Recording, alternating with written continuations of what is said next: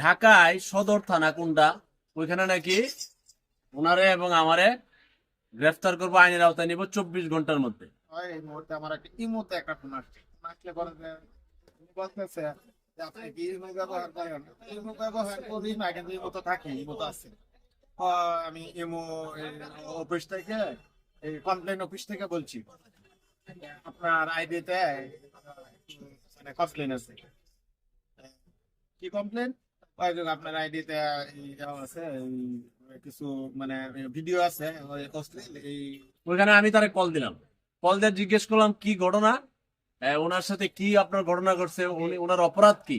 অপরাধ এবং কৈফিয়ত দেওয়ার সুযোগ নাই, 24 ঘন্টার মধ্যে আইনের আওতায় নিয়ে যাবে। আমি বলছি কোন থানায়? ঢাকা সদর থানা। যে তোর বাপ আমি, তোর বাপ আমি বলার পরে সে একটা মেসেজ দিছে যে ঠিক আছে আব্বু,